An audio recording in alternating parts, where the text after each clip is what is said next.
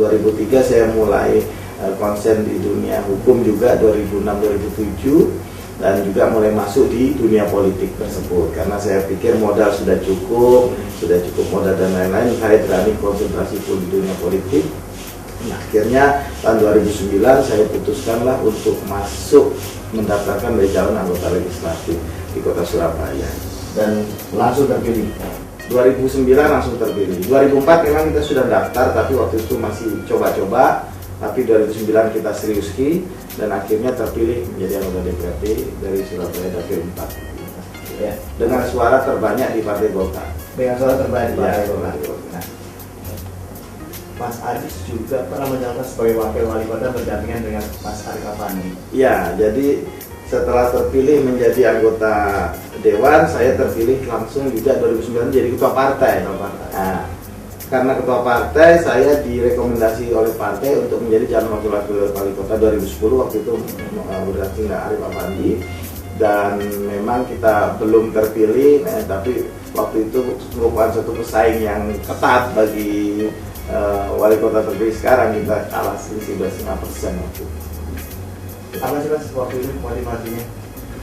Saya sebenarnya itu malah tidak terpikir Mas untuk jadi calon wakil wali kota. Memang waktu itu DPP Golkar merekomendasikan gitu kan. Kita tidak ada niatan, memang saya tidak pernah berpikir jadi anggota dewan, saya juga tidak pernah berpikir. Terus kemudian jadi apalagi jadi wakil wali kota ya, waktu itu kita jalan saja apa adanya.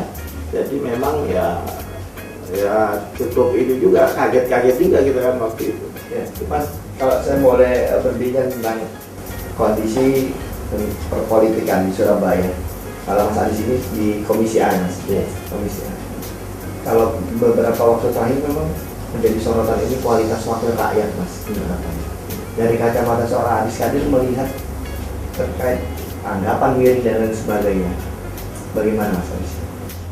Kalau saya melihat teman-teman ini di Dewan sebenarnya motivasi mereka masuk di masyarakat pertama hampir sama semua. Mereka ingin memberikan kontribusi untuk masyarakat, untuk menginginkan supaya mereka di Dewan itu bisa memberikan hal yang lebih untuk masyarakat Kota Surabaya. Tapi memang kalau menurut saya ini sekelas DPRD kota Surabaya, kota, kabupaten kota maupun provinsi, itu walaupun sama-sama penyelenggara pemerintahan daerah, tetapi tidak bisa maksimal.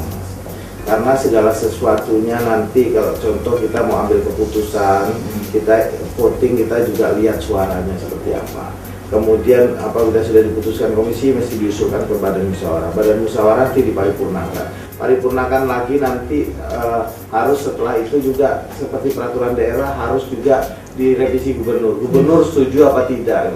Ya, baru nanti dijalankan juga lihat pemerintah kotanya. Pemerintah kota mau serius apa tidak menjalankan rekomendasi ini, menjalankan perda ini. Kalau tidak juga susah. Jadi jalannya masih panjang, Mas. Jadi ini yang membuat juga kadang-kadang kawan-kawan itu frustasi. Bagaimana bisa begitu? Jadi sementara ini yang agak bisa menyentuh itu ada Jasmas.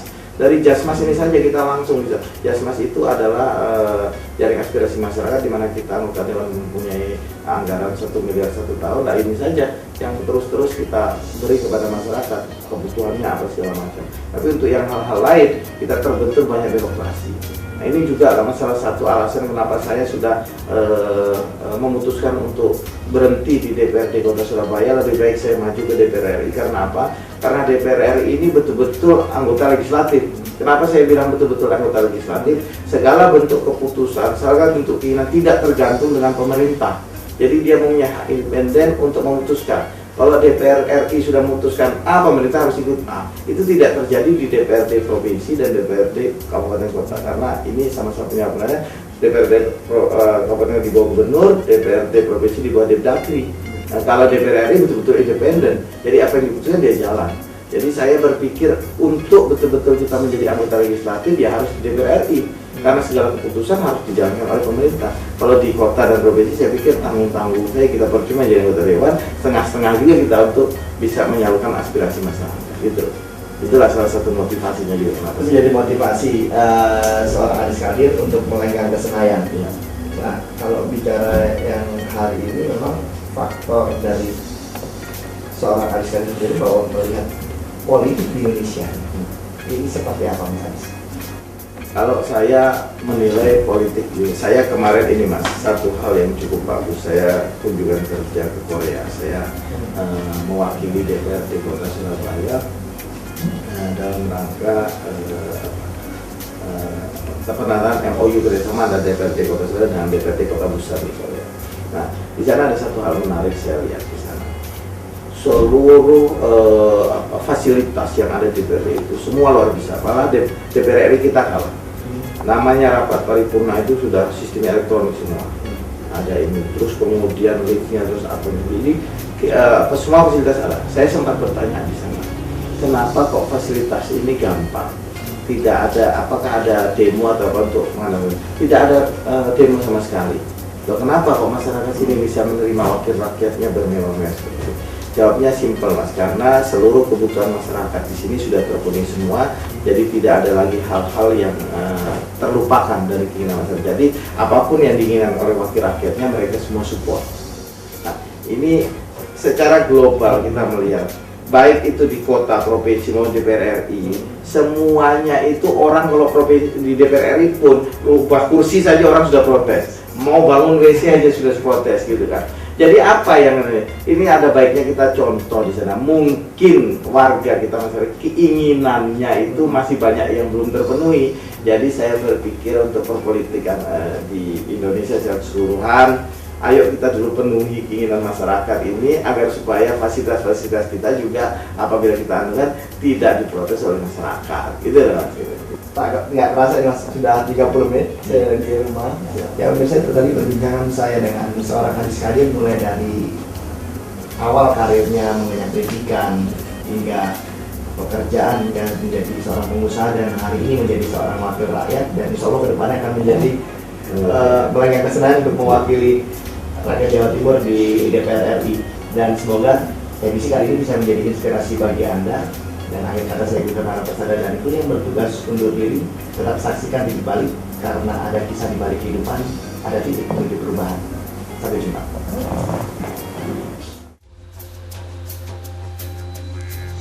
Pemirsa, hari ini di bulan puasa ini kita akan membahas mengenai tulus, fokus, tembus. Ada sebuah kalimat bijaksana yang sering kali menginspirasi begitu banyak orang di dunia kerja.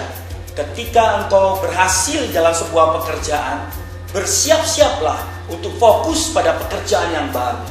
Pemirsa, apa itu tulus, fokus, dan tembus?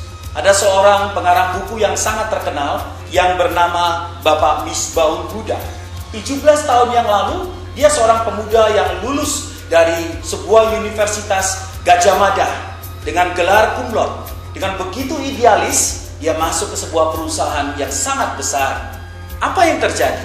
Pada waktu itu, dia hanya diberi tugas menyambung kabel.